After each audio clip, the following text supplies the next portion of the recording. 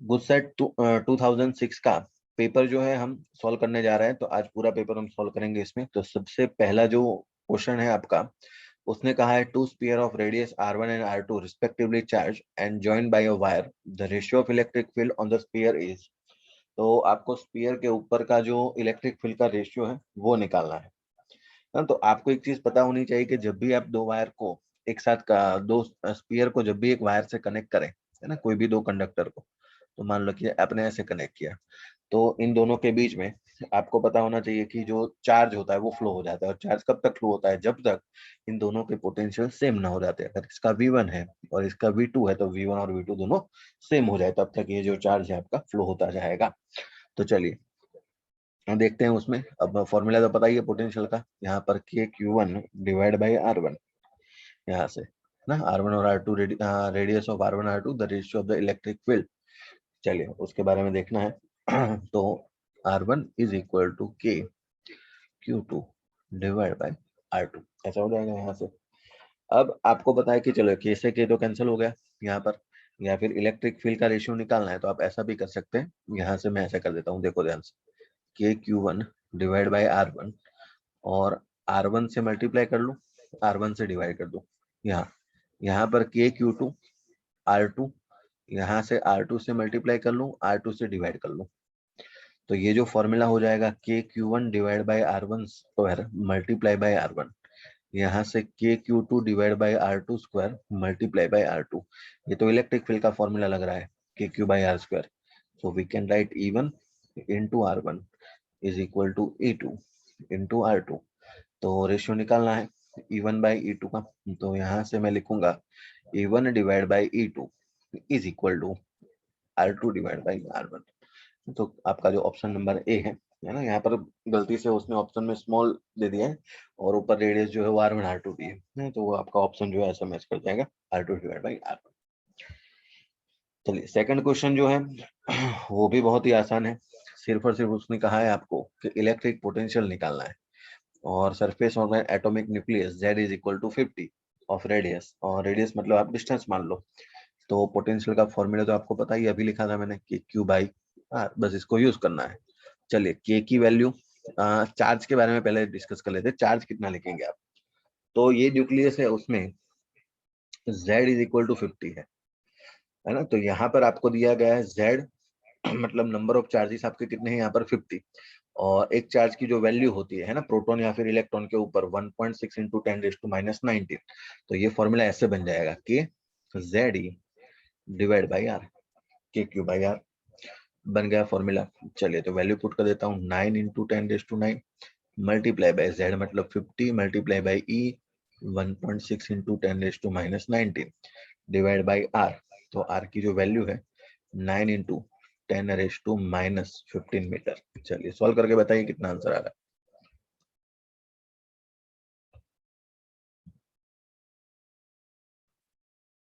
इसको सॉल्व करने पर आपका जो आंसर है वो लास्ट वाला डी आ जाएगा, 8 इंटू 10⁻⁶ वोल्ट है ना। चेक कर लीजिए इसको, बस आपको बस कैलकुलेशन आपके ऊपर छोड़ता हूँ मैं सिर्फ। चलिए क्वेश्चन नंबर 3। नेक्स्ट क्वेश्चन में ऐसा है कि आपको कहा गया है कि a piece of paper and another of germanium are cooled from a room temperature to 40 K, the resistance of. चलिए तो उसने कहा है कि आपके पास कॉपर है और जर्मेनियम है, तो दोनों आप देखो कि कॉपर जो है आपके पास मेटल है। एक तो मेटल की बात करें, मेटल कहो या फिर मेटल, तो एक कंडक्टर नाम दे दो उसको, जल्दी समझ में आ जाएगा। कंडक्टर है, और जर्मेनियम जो है वो आपको पता है क्या होता है, सेमीकंडक्टर। तो इसकी प्रॉपर्टी हम ऑलरेडी पढ़ चुके हैं कि टेम्परेचर पर इन दोनों के बीच में, मतलब टेम्परेचर पर उसकी कंडक्टिविटी और रेजिस्टिविटी, इन दोनों में क्या डिफरेंस आता है। तो उसने रेजिस्टेंस पूछा है। तो आपको मैं पहले से बता दूं यहाँ पर कि कंडक्टर में जब भी आप टेम्परेचर बढ़ाओ, है ना, तो उसका जो रेजिस्टेंस है वो इंक्रीज होता है, और सेमी कंडक्टर में उल्टा होता है। जब भी आप टेम्परेचर बढ़ाओ तो उसका जो रेजिस्टेंस है वो डिक्रीज हो जाता है, या फिर रेजिस्टिविटी, आप ऐसा भी कह सकते हैं। रेजिस्टेंस के बदले आप रेजिस्टिविटी वर्ड भी साथ में यूज करोगे, क्योंकि दोनों है तो proportional, R is equal to ρL by A, तो आपकी रेजिस्टिविटी भी उससे प्रपोजनल है। ठीक है। और इसका उल्टा जब भी आपको कंडक्टिविटी के बारे में पूछे तो इसका इन्वर्स कर दो। रेजिस्टेंस बढ़ रहा है तो आपका कंडक्टेंस या फिर कंडक्टिविटी डिक्रीज होगी, है ना। तो ऐसे आप उल्टा भी याद कर लो। चलिए तो उसमें से बताइए कौन सा ऑप्शन आएगा। तो टेम्परेचर क्या कर रहे हैं आप, डिक्रीज कर रहे हैं, है ना। तो कॉपर का जो रेजिस्टेंस है वो भी डिक्रीज हो जाएगा, और यहाँ पर जर्मेनियम जो सेमीकंडक्टर है तो ये जो है वो इंक्रीज होगा, इन्वर्स हो जाएगा। यहाँ पर देखिए ये आपने क्या किया, टेम्परेचर डाउन किया तो रेजिस्टेंस जो इसका है वो जो है वो बढ़ जाएगा यहाँ पर। और अगर यहाँ देखें तो आपने टेम्परेचर डाउन किया है तो उसका जो टेम्परेचर डाउन करने पर उसका जो रेजिस्टेंस है ना, ये टेम्परेचर डाउन करने पर रेजिस्टेंस जो है वो डिक्रीज हो जाएगा, सेम टू सेम प्रोपोर्शनल चलता है इसमें। चलिए तो 3 क्वेश्चन हो गए, ये थोड़ा याद रख लेना क्योंकि ये पूरा मैंने आपको थियोरेटिकल कंसेप्ट बता दिया है। ये कुछ भी करके आपको अलग अलग तरीके से पूछ सकते हैं इसको।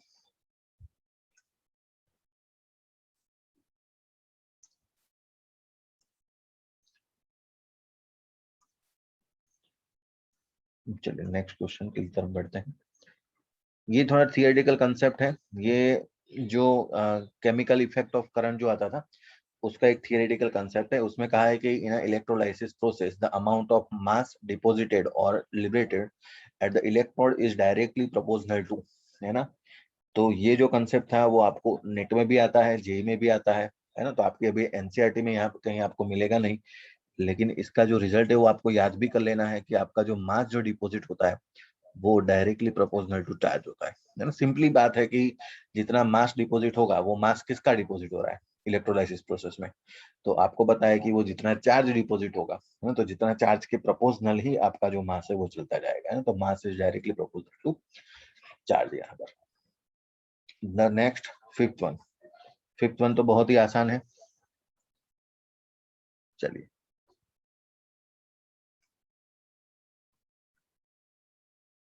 you are given n resistance, each of resistance are they are first combined to get minimum possible resistance, then they are connected to get the maximum possible resistance, the between the minimum and maximum resistance। ये थोड़ा आप समझ लीजिए theory को।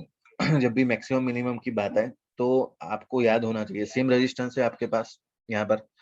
तो आप देखो अगर सीरीज में जा रहा है तो सीरीज में जो इक्विवेलेंट रेजिस्टेंस आएगा वो एनआर आएगा, और अगर पैरेलल में जाएंगे तो पैरेलल में रेजिस्टेंस जो है आपका वो आर बाई एन हो जाएगा।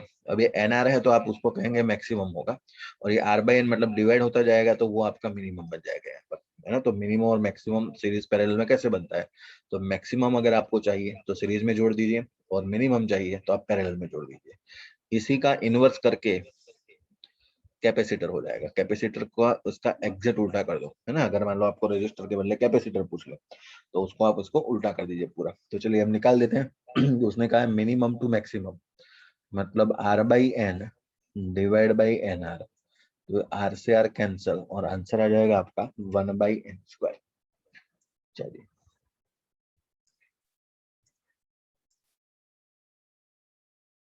चलिए नेक्स्ट क्वेश्चन तो बहुत ही आसान है। Conducting wire is said to increase its length by 2%, what is the percentage change in its resistance। तो ये जो क्वेश्चन है वो बहुत ही आसान, मतलब आप ऐसे मान लीजिए कि इसको सॉल्व करने का तरीका है ना 11 स्टैंडर्ड में आप ऑलरेडी पढ़ चुके हैं। जो आप एरर वाला चैप्टर पढ़ते थे ना वैसे ही आप इसको यहाँ पे सॉल्व कर सकते हैं। चलिए तो क्वेश्चन 6 नंबर सॉल्व करते हैं। आर का फॉर्मूला आप सबको पता है, R is equal to rho L divide by A, और आप उसकी लेंथ में 2% चेंज कर रहा है। मतलब अगर मैं इसको, है ना, एक तो देखो लेंथ में चेंज है, एरिया में अभी कोई चेंज के बारे में उसने बताया नहीं है। रेजिस्टिविटी जो है वो तो कांस्टेंट होती है तो उसमें कोई चेंज आएगा नहीं। तो मैं क्या कर रहा हूँ, एरिया वाला जो नीचे का टर्म है ना उसको मुझे हटाना है, तो मैं क्या करूंगा, एल से मल्टीप्लाई करूंगा, एल से डिवाइड मार दूंगा। So R is equal to rho L square divide by, अब नीचे हो जाएगा एरिया इंटू लेंथ, और एरिया इंटू लेंथ क्या हो जाता है आपका वॉल्यूम।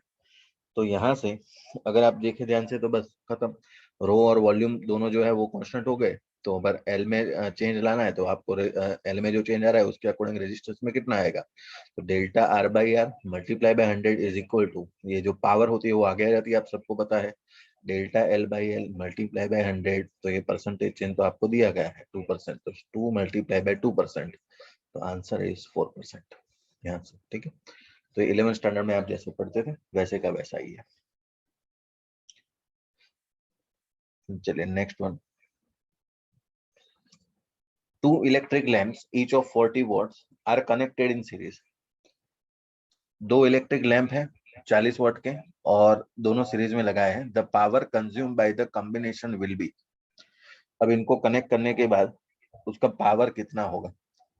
एक चीज आपको यहाँ पर ध्यान रखनी है कि कॉम्बिनेशन जब भी हो ऐसे पावर का, है ना, तो उसके बारे में मैं आपको पहले बता दूं, सीरीज में भी कॉम्बिनेशन हो सकता है और एज वेल एज पैरेलल में भी होगा। तो दोनों क्वेश्चन आपको सॉल्व करने आने चाहिए। तो जब भी सीरीज की बात आए तो सीरीज का पावर ऐसा होता है P1 P2 divide by P1 plus P2, है ना। ये बड़ा सा डेरिवेशन आप जी नीट में करते होंगे ना, तो आपको तो जस्ट फॉर्मूला याद रखना है कि सीरीज में अगर हो तो ऐसी बात आएगी, अगर पैरेलल में हो तो power parallel is P1 plus P2 ना, ऐसे सॉल्व किया जाता है इसको।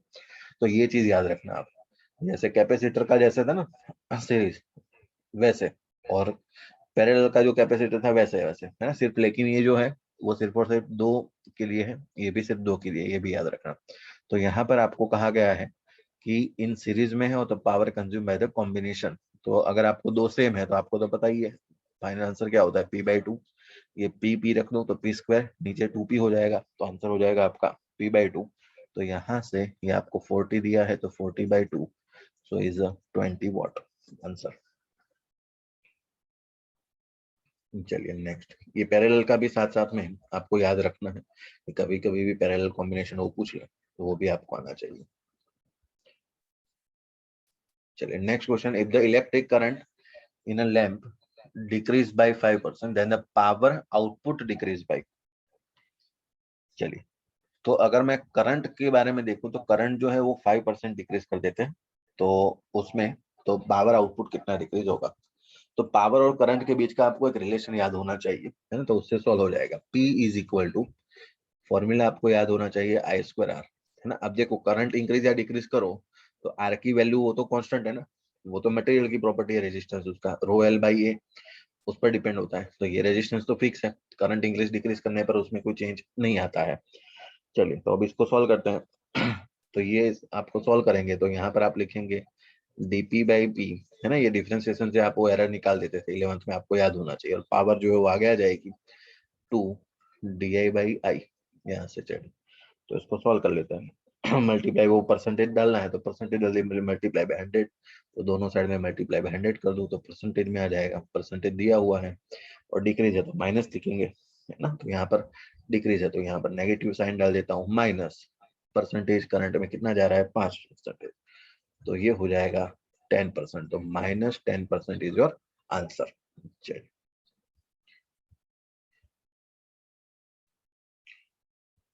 Next question, question number 9, if the temperature of cold junction of a thermocouple is lower then the neutral temperature will be।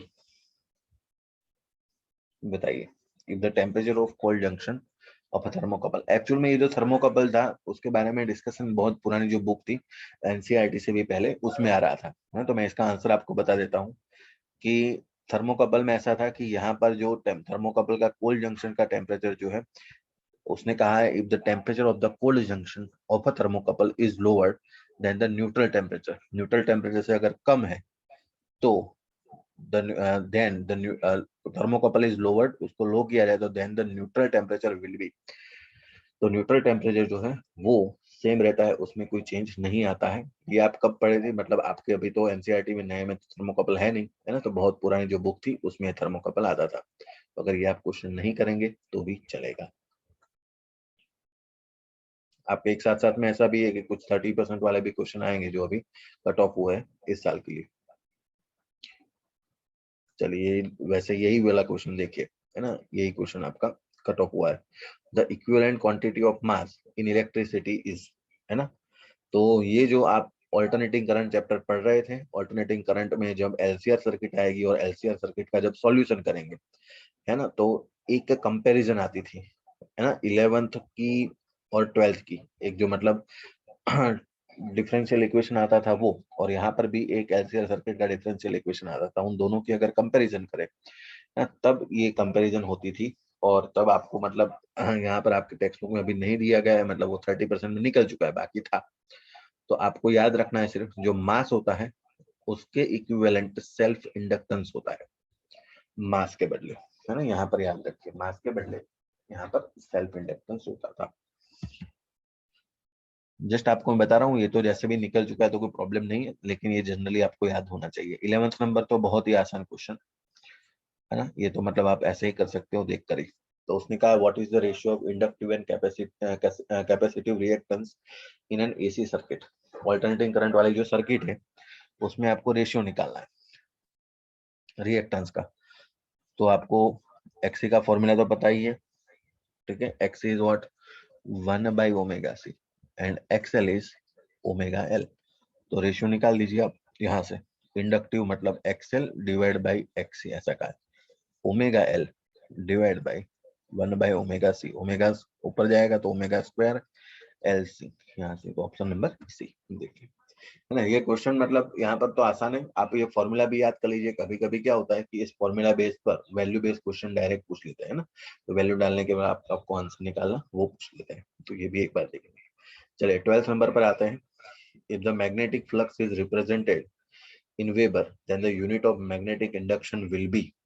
चलिए तो ये भी बहुत आसान है, आपको फ्लक्स का फॉर्मूला पता ही होगा। मैग्नेटिक फ्लक्स का flux phi is equal to B A cos theta, है ना। तो कॉस थीटा का कुछ होगा नहीं, तो मैं बी लिखूंगा, बी ए लिखूंगा, सिर्फ बी को बना लीजिए सब्जेक्ट। तो फाई डिवाइड बाई एरिया, तो फ्लक्स जो है उसने कहा है कि वेबर में डाल दीजिए, तो एरिया जो है आपका मीटर स्क्वायर में आ जाएगा, तो वेबर पर मीटर स्क्वायर जो है वो आपका आंसर हो जाएगा।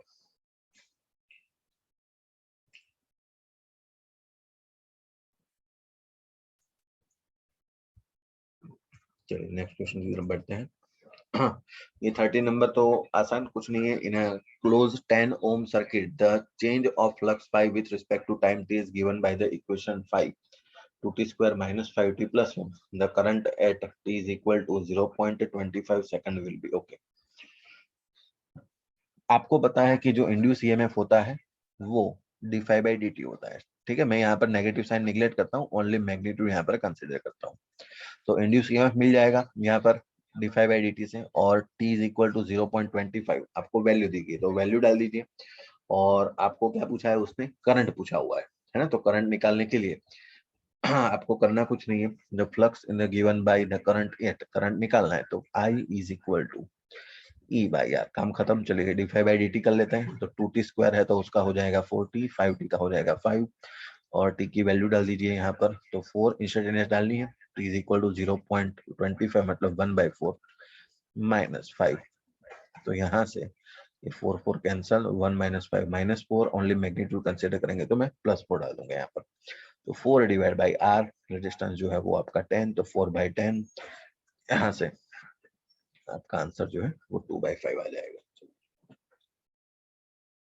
ठीक है।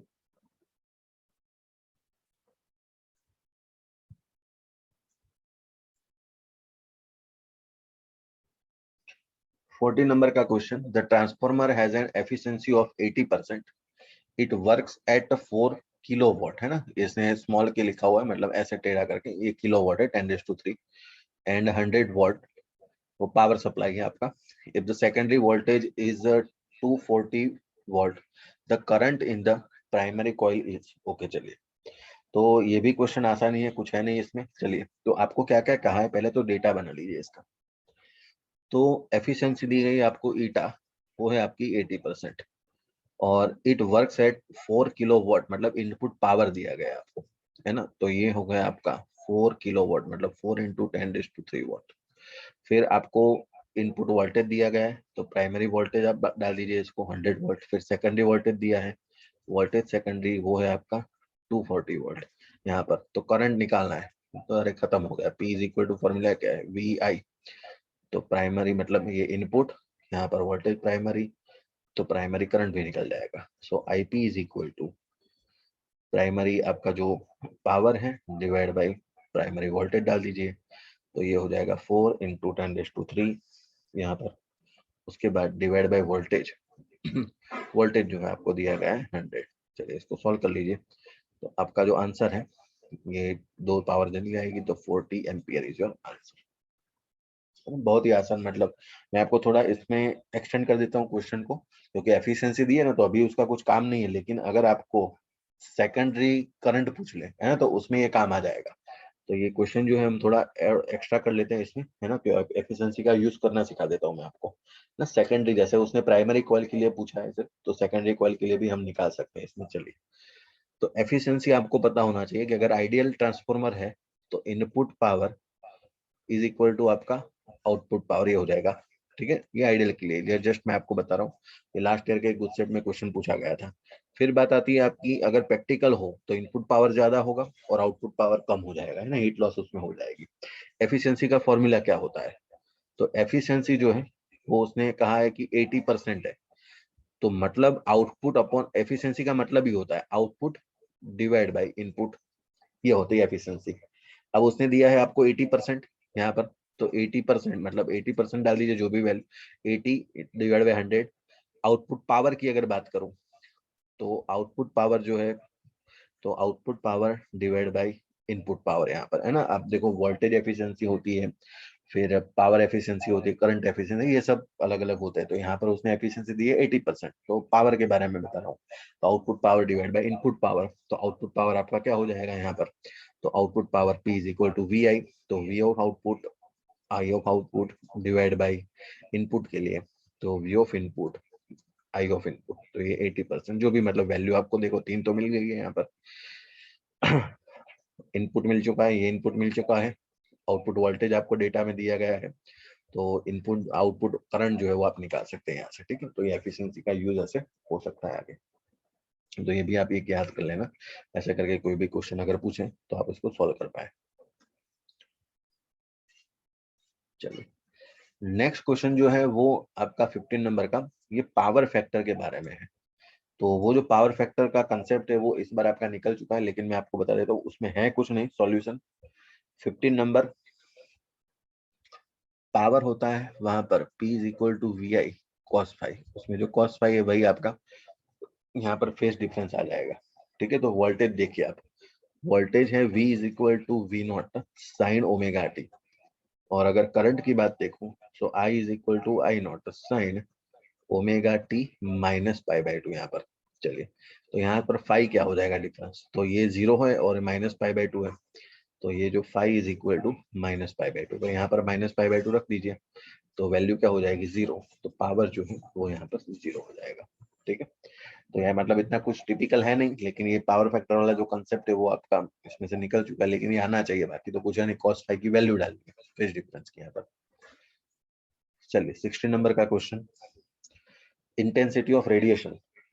पहले तो इंटेंसिटी का फॉर्मूला आना चाहिए आपको इसके लिए, है ना। ये इंटेंसिटी का जो फॉर्मूला है वो आपको आता है चैप्टर नंबर 8 में, इलेक्ट्रोमैग्नेटिक वेव्स के अंदर।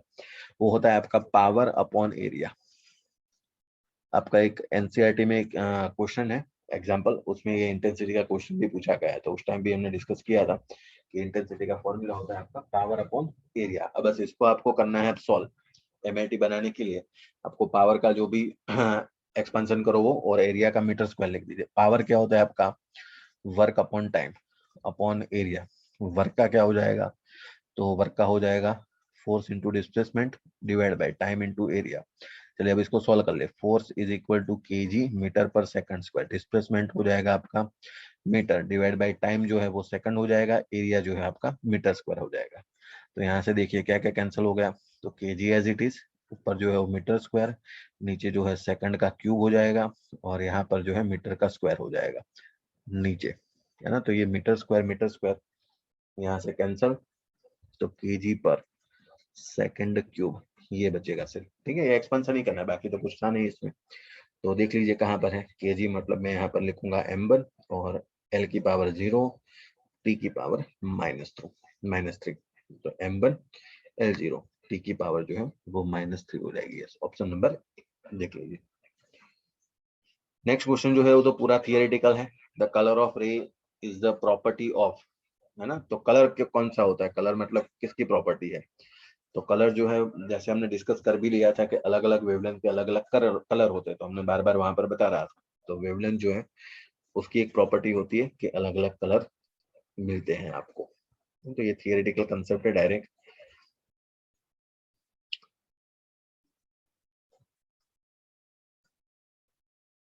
चलिए 18 नंबर का question, a critical angle for a medium is 60%, then the reflective index of the medium will be.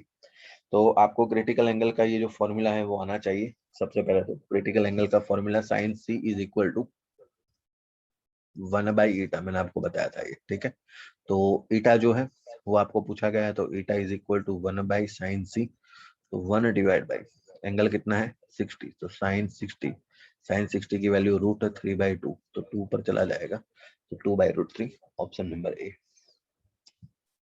चलिए क्वेश्चन नंबर 19, तो ये आपका सिलेबस से अभी निकल चुका है ना, बहुत पुराने साल का पेपर है तो उसमें ये चल रहा था। तो सिलिंड्रिकल लेंस जो है वो हम किसके लिए यूज करते हैं, तो एस्टिग्मेटिज्म नाम की एक बीमारी है आँख की, तो उसके लिए हम उसको यूज करते हैं, ठीक। उसके बाद 20 number, the ratio of intensity of two waves is given by 4/1, then the ratio of the amplitude of the two waves is, ये इंपॉर्टेंट क्वेश्चन है।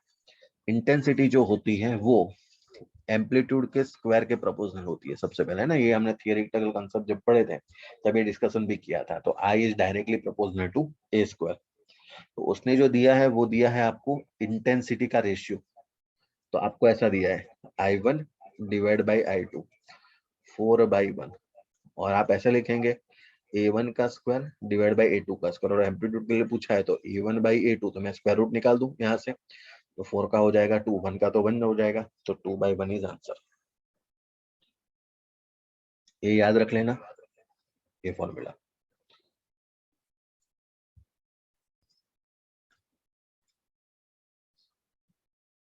नेक्स्ट क्वेश्चन, नेक्स्ट क्वेश्चन में कहा है what charge on polarisation of light. तो 21 के question में polarisation जो है वो, जब भी पोलराइजेशन होगा, है ना, तो पोलराइजेशन होने पर उसकी इंटेंसिटी चेंज कर देगा सबसे पहले तो, है ना। तो पोलराइजेशन जो है वो आपकी इंटेंसिटी चेंज करता है ना। तो उसने ये चार्जेस नहीं है, यहाँ पर चेंजेस है, थोड़ा करेक्शन कर लेना, what changes on polarisation of light. तो पोलराइजेशन लाइट का होने पर वो क्या चेंज करता है, तो फ्रीक्वेंसी में चेंज नहीं होता, वोल्टेज वेवलेंथ में चेंज नहीं होता, फेज में चेंज नहीं होता, वो सिर्फ और सिर्फ जो है वो इंटेंसिटी चेंज करता है, ठीक है। ये याद रखना उसका। पोलराइजेशन का भी आपको जैसे ये 30% अभी निकला है 2021 में, तो वो निकल चुका है ना, बाकी थियोरेटिकल कंसेप्ट में सीधा है, आप इसको सॉल्व कर सकते हो, उसमें कोई है नहीं ज्यादा।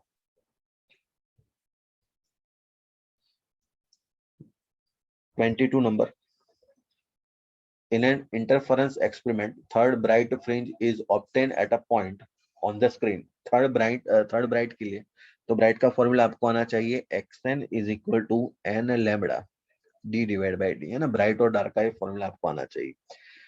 थर्ड के लिए उसने कहा है 700 nanometre, what should be the wavelength of the light source in order to obtain fifth bright fringe at the same point. मतलब एक्शन जो है आपको पता होना चाहिए कि वो सेंटर से डिस्टेंस था, तो सेम पॉइंट के ऊपर लाना है, तो एक्शन एक्शन तो सेम हो जाना चाहिए, है ना। तो उसके लिए उसने क्या कहा है आपको बहुत ही आसान क्वेश्चन पूछ लिया है। तो यहाँ पर उसकी सेकंड की वेवलेंथ जो है वो कितनी होनी चाहिए, बस, बाकी तो कुछ है नहीं इसमें। तो देखो यहाँ पर जो सेटअप किया हो ना एक्सपेरिमेंट में, उसमें कोई कहाँ चेंज किया है, तो कुछ चेंज नहीं है, तो आप ऐसा कहेंगे कैपिटल डी और स्मॉल डी। कैपिटल डी है वो स्लिट और स्क्रीन के बीच का डिस्टेंस है, और जो स्मॉल डी है वो distance between the two slits यहाँ पर, ठीक है। तो क्या क्या चेंज करना है, तो यहाँ पर एन और लैम्बडा जो है वो चेंज हो रहा है, एक्स एन जो है तो सेम है, तो मैं सीधा ऐसे डाल दूं n1 λ1 is equal to n2 λ2, है ना, क्यों कैसे डाल दिया, तो एक्स एन जो है उसने सेम कहा है क्वेश्चन में, है ना, सेम पॉइंट के ऊपर मिलना चाहिए। तो चलिए n1 जो है कौन सा नंबर है, थर्ड ब्राइट फ्रिंज, तो थर्ड। लैम्बडा जो है वो उसने कहा है 700 नैनोमीटर, है ना, तो नैनोमीटर रखूंगा क्योंकि आंसर नैनोमीटर में दिया है, तो उसको मैं चेंज नहीं करता हूँ। फिर n2 जो है वो आपको दिया है फिफ्थ, और आपको λ2 निकालना है, तो हम जैसे ही यहाँ पर λ2 कैलकुलेट करेंगे तो यहाँ पर 420 जो है वो आपका आंसर आ जाएगा नैनोमीटर में। तो ये है ऑप्शन सी। चलिए next question, neutrino is a particle.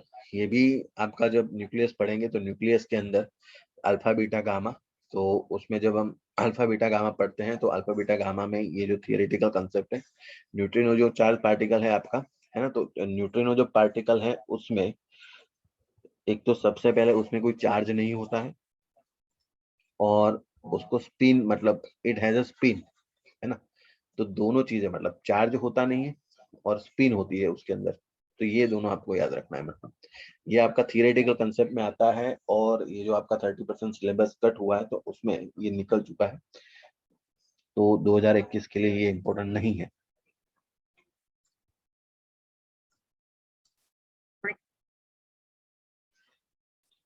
Question number 24. The radioactivity of a sample is X at a time T1 and the Y at a time T2.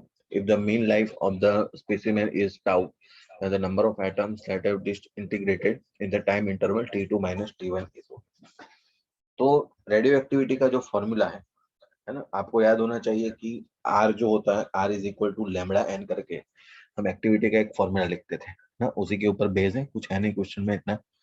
R is equal to lambda n, ये वाला formula हम use करेंगे। तो अगर सबसे पहले देखें तो एक्टिविटी जो है x है, तब यहाँ पर x के लिए आपको कहा गया है कि वो टाइम क्या है उसका, t1 टाइम है। चलिए, तो x के लिए आपका जो टाइम है वो t1 कहा गया है यहाँ पर। तो x इज इक्वल टू आप यहाँ पर लिखेंगे लैम्बडा, तो यहाँ पर डी के कॉन्स्टेंट, और जो n है उसके लिए हम लिखेंगे यहाँ पर n1, उस टाइम की एटम जितने रहेंगे वो। फिर उसके बाद उसने कहा है कि y है at time t2, so y is equal to lambda n2।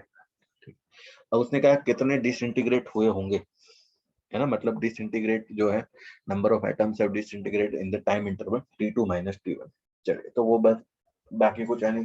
पहले कितने थे n1, उसके बाद बचे कितने n2, तो बाकी जो मतलब डिफरेंस ही तो निकालना है n1 माइनस n2। तो यहाँ से मैं n1 is equal to x by lambda, n2 is equal to y by lambda, ऐसे लिख सकता हूँ। तो पहले कितने थे n1, बाद में कितने बचे n2, तो कितने डिसइंटीग्रेट हुए होंगे, जो n1 में से n2 निकाल दो तो उतने डिसइंटीग्रेट हो चुके हैं, है ना, बचे n2 है, लेकिन बाकी कहाँ चले गए, वो डिसइंटीग्रेशन में चले गए, तो डिफरेंस लेना है।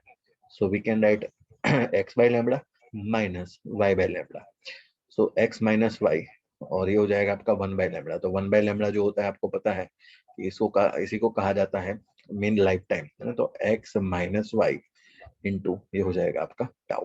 तो ये है आपका यहाँ पर ऑप्शन नंबर ए, ठीक है। 1 by lambda is equal to tau आपको याद होना चाहिए, और हाफ लाइफ टाइम का formula tau 1/2 is equal to 0.693 divide by lambda. दोनों में, इन दोनों के बीच का रिलेशन भी आपको बताया था थियोरेटिकल कंसेप्ट में, वो भी याद कर लेना, कभी कभी ये भी पूछा जाता है। तो 1 बाई लैम्बडा को अलग कर दो, t1/2 इज इक्वल टू 0.693, और 1 बाई लैम्बडा को हम कहेंगे टाउ। तो एक रिलेशन भी आपको याद कर लेना है साथ में। 25 number, what is the number of alpha beta particles emitted in the following radioactive DK.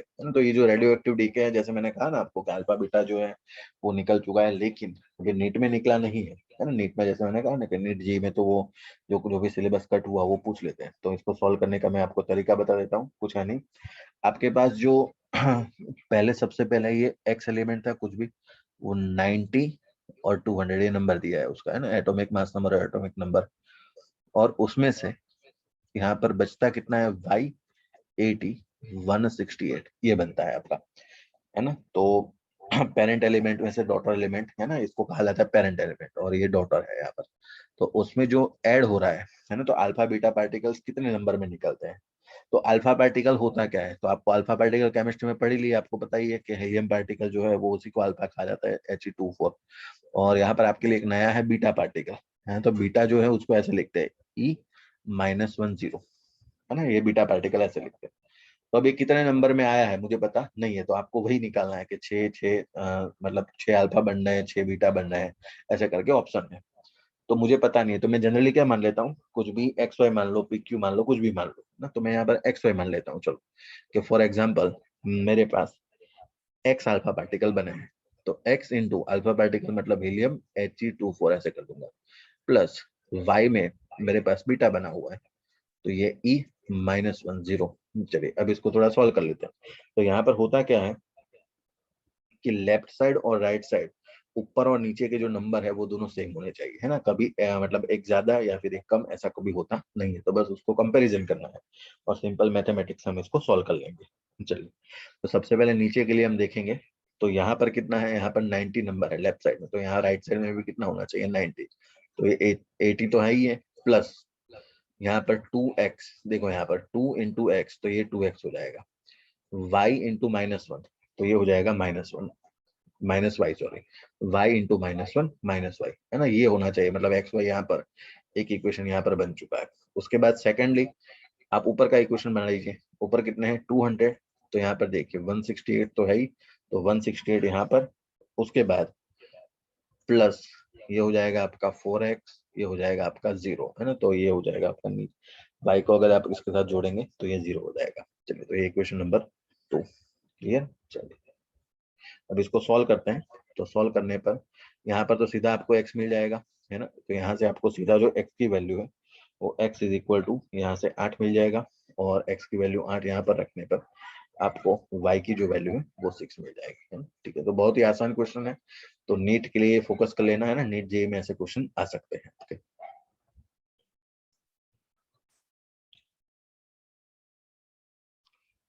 चलिए, तो 25 नंबर का क्वेश्चन हो गया। उसके बाद क्वेश्चन नंबर 26, चलिए। The work function of a substance is a 4-electron world, and the longest wavelength of the light that can be caused for photoelectric emission from the substance is approximately, है ना, approximately आपको कहा गया है यहाँ पर, तो हम निकाल देते हैं यहाँ पर। तो वर्क फंक्शन का फॉर्मूला आपको पता है, phi is equal to hc by lambda, so we can write lambda is equal to hc divided by phi, ना, h की वैल्यू आपको पता है 6.634 into 10 raised to -34, c is the speed of light, 3 into 10 raised to 8 divide by, आपको work function दिया गया है 4 electron volt, है ना, तो ये इलेक्ट्रॉन वोल्ट को कन्वर्ट करना पड़ेगा जूल में, ये याद रखना। So we can write 4 electron volt मतलब 1.6 into 10 raised to -19, सो यहाँ से जो आपका लैम्बडा है वो निकल के आ जाएगा 310 नैनोमीटर, ना, ये सॉल्व कर लेना। वन लाइनर सॉल्यूशन है, कुछ है नहीं इसमें।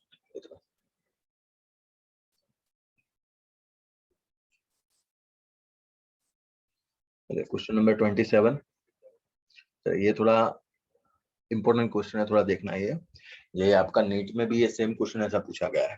The lambda naught is a de Broglie wavelength for a proton accelerated through the potential difference of 100 watt. Then the de Broglie wavelength of the alpha particle is accelerated at, okay. तो यहाँ पर आपको एक lambda का जो formula है ना, वो हम डी ब्रोगली वेवलेंथ की जब डेरिवेशन कर रहे थे तब उसमें हमने यूज भी किया था। तो lambda is equal to h by p, है ना, एच बाई पी, तो we can write h divide by, और पी का जो फॉर्मूला आपको याद होना चाहिए अंडर रूट ऑफ 2m/v, ऐसे करके जब हमने डेरिवेशन किया था तब की बात है। और यहाँ पर क्या क्या कांस्टेंट है, तो h तो कांस्टेंट है ही, 2 भी कांस्टेंट है, तो उसमें भी कोई चेंज नहीं है। और क्या पोटेंशियल सेम बताया हुआ है, तो यहाँ पर potential difference of 100 what the de Broglie alpha particle, yes, तो पोटेंशियल डिफरेंस जो है वो भी 100 वाट है, उसने कोई चेंज नहीं किया, तो मतलब v भी कांस्टेंट हो गया। ठीक है, तो यहाँ पर क्या क्या मास और चार्ज के बारे में है ना, क्योंकि एक जो पहला चार्ज है वो लैम्बडा नॉट यहाँ पर प्रोटॉन के लिए बताया है, और दूसरा जो है वो आपको यहाँ पर अल्फा पार्टिकल, तो मतलब चार्ज और मास ही चेंज होंगे। So we can write lambda is directly proportional to 1 by under root of q into m, आप ऐसे लिख सकते हैं यहाँ पर, है ना। तो सबसे पहले अगर मैं प्रोटॉन की बात करूं तो lambda of proton divide by lambda of यहाँ पर आपका अल्फा पार्टिकल।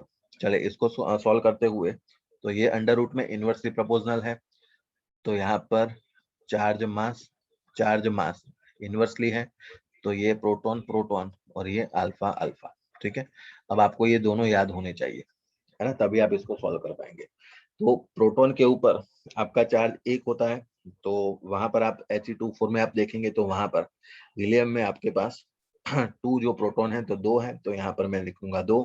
अगर मास जो है वो 4 गुना हो जाता है यहाँ पर प्रोटॉन के लिए, मतलब ये सिंगल मास, तो वहां पर आपका प्रोटॉन और न्यूट्रॉन मतलब मिलाकर 4 होते हैं, तो मतलब इसका मास जो है 4 गुना हो जाएगा।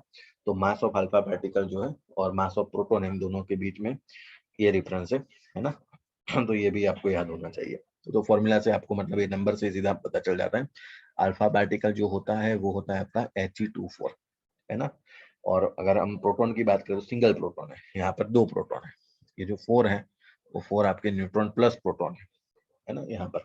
ऐसी बात है, बस इसको सॉल्व कर लीजिए। तो ये जो 2 है 4 का बाहर आ जाएगा 2 और √2 अंदर एज इट इज रह जाएगा, है ना।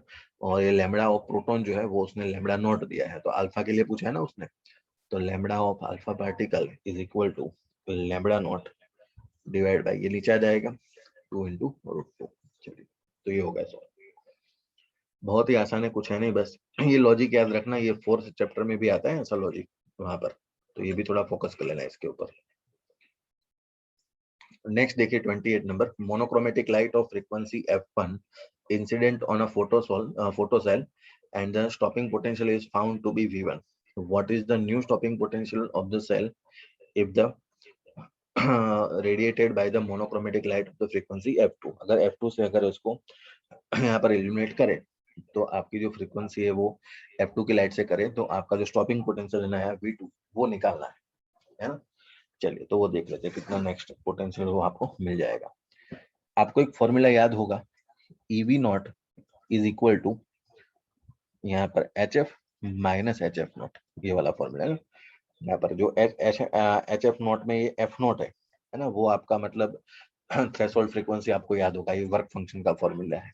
और ये एनर्जी ऑफ इंसिडेंट लाइट, ये दोनों आपको मतलब याद होने चाहिए, बाकी मतलब आप सॉल्व कर पाएंगे, इसको कोई प्रॉब्लम नहीं है। तो V नॉट के लिए बनाना है, तो V नॉट के लिए मैं सब्जेक्ट बना लेता हूँ, तो मैं ऐसे लिखूंगा H/E F minus F not, ठीक है। तो अगर मैं पहले V1 के लिए निकालूं तो V1 के लिए मैं क्या लिखूंगा, तो चलिए, तो V1 इज स्टॉपिंग पोटेंशियल आपका H/E, अगर इंसिडेंट फ्रीक्वेंसी आपकी F1 है और थ्रेशोल्ड फ्रीक्वेंसी तो कोई चेंज होगी नहीं, इंसिडेंट के ऊपर थोड़ी थ्रेशोल्ड फ्रीक्वेंसी डिपेंड है, वो तो मटेरियल की प्रॉपर्टी है।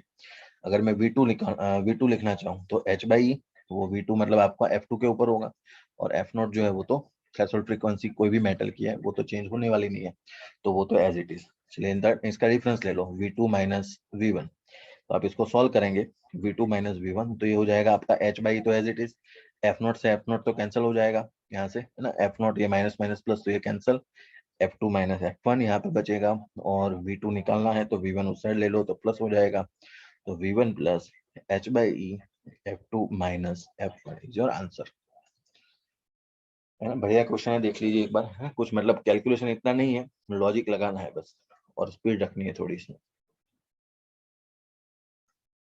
चलिए question number 29, as the quantum number increase the difference of the energy between consecutive energy level is, okay, तो बहुत ही आसान है, आपको एक फॉर्मूला याद होना चाहिए, एनर्जी लेवल जो था वो 1/n² के प्रोपोर्शनल था, है ना, ये n जो है आपका क्वांटम नंबर, तो मतलब इसका डिफरेंस भी जो है ना, मतलब इसका डिफरेंस मतलब ये 1 1 रखो फिर 2 2 रखो, ऐसे करके आप चेक भी कर सकते हैं इसको, है ना, लेकिन हम तो ऐसे कहेंगे सीधा कि अगर ये बढ़ रहा है तो ये जो है वो कम होता जाएगा, है ना।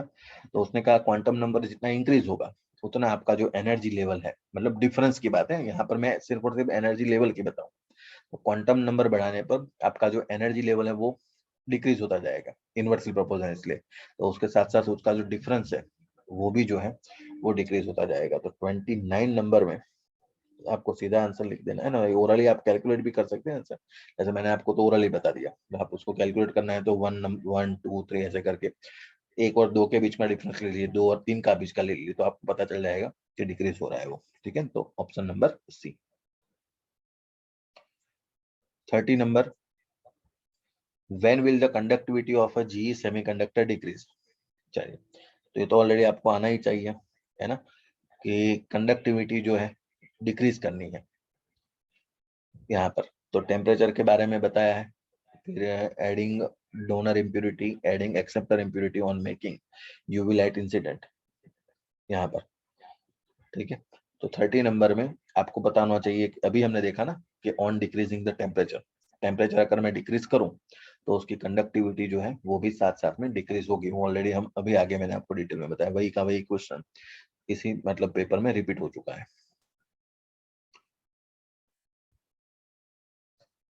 नेक्स्ट देखते हैं 31। देखो 31 नंबर का जो क्वेश्चन है वो आपकी यहाँ से मतलब टेक्स्ट बुक में से निकल चुका है ना, जब ट्रांजिस्टर जब आता था बहुत सालों पहले तब की बात है ना, तो ये डायरेक्टली फॉर्मूला आता था beta is equal to 1 divide by 1 minus alpha, है ना, एक छोटा सा डेरिवेशन न्यूमेरिकल में वहां पर आता था, तो बहुत सालों पुरानी बात है, ये ऑलरेडी निकल चुका है। तो 32 नंबर देखिए, ये भी थियोरेटिकल कंसेप्ट है और आसान है। 32 में कहा है उसने कि the addition of a minute quantity of antimony to a silicon crystal makes. तो मैंने आपको बताया था कि आपको जो पेंटावेलेंट इम्प्योरिटी है और ट्राइवेलेंट इम्प्योरिटी है वो आपको याद करनी है ना। तो जो एंटीमनी है वो आपकी पेंटावेलेंट इम्प्योरिटी, और पेंटावेलेंट आप जब भी डालेंगे तो एन टाइप सेमीकंडक्टर बनता है, आपको याद होना चाहिए। और ट्राइवेलेंट जब भी डालेंगे तो पी टाइप सेमीकंडक्टर बनता है ना। तो मैंने आपको जो तीन तीन नाम बताए थे वो तीनों नाम आपको याद करने हैं, जो टेक्स्ट बुक में दिए है वैसे ही आपको याद कर लेना है, उसी के बारे में पूछा जाता है हर बार। तो इतना टफ वो पूछते भी नहीं है, तो टेक्स्ट बुक वाले क्वेश्चन पूछे जाते हैं हर बार। चलिए 33 नंबर जैसे मैंने कहा कि वो निकल चुका है, तो इसको हम सॉल्व नहीं करते हैं। ठीक है, ट्रांजिस्टर के लिए बारे में है डिस्कशन। उसके बाद है 34। 34 क्वेश्चन थियोरेटिकल कंसेप्ट है। एसआई डायोड जो होता है तो उसमें रूम टेम्परेचर के ऊपर उसका जो बैरियर पोटेंशियल होता है, जैसे बैरियर जनरेट होता है आपको पता है, तो बैरियर के में आपको एक पॉजिटिव आयंस और नेगेटिव आयंस जो है वो अपोजिट डायरेक्शन में एक्यूमुलेट हो जाते हैं।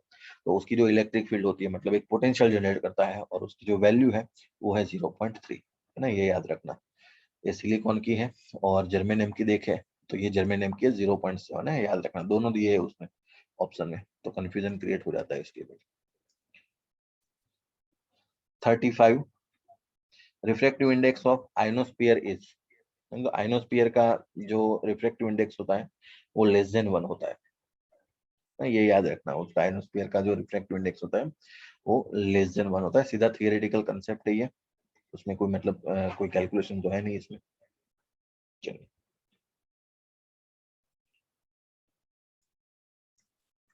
36 an electric dipole placed in a non-uniform field in such a way that the angle between P and E is not a 0 or 180, so it experiences a। जो मैंने आपको पहले भी बताया था कि जब भी नॉन यूनिफॉर्म इलेक्ट्रिक फील्ड में आप रखो डाइपोल को तो उसको टॉर्क भी लगेगा और फोर्स दोनों लगेगा, है ना। तो दोनों वो एक्सपीरियंस करेगा। तो आपका दोनों लगने वाला है, both torque and net force, तो ऑप्शन नंबर बी। फिर उसके बाद what is SI unit of electric field intensity. चलिए तो ampere metre inverse coulomb into metre N A volt per metre. Okay, इससे फॉर्मूला बन जाएगा V is equal to E D, तो electric field E is equal to V by D, तो ये हो जाएगा आपका वोल्ट और ये वोल्ट पर मीटर, तो ऑप्शन नंबर डी यहाँ से। चलिए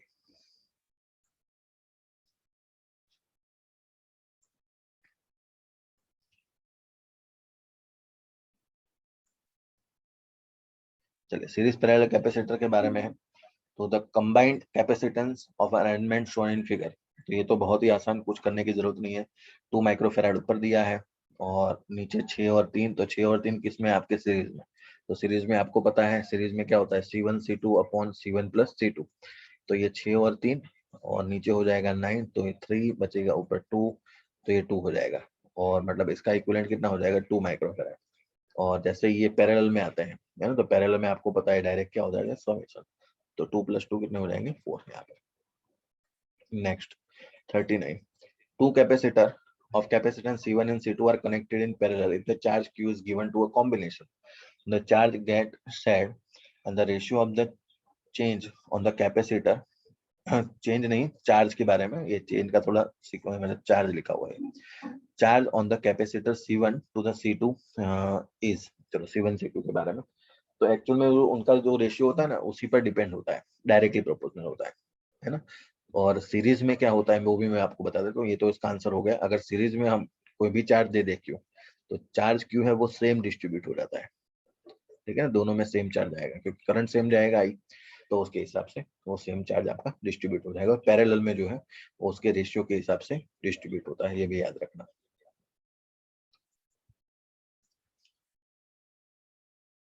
40 नंबर में तो बहुत ही आसान, चैप्टर नंबर 1 का question. When air is replaced by dielectric medium of constant के, the maximum force of attraction between the two charges separated by a distance d।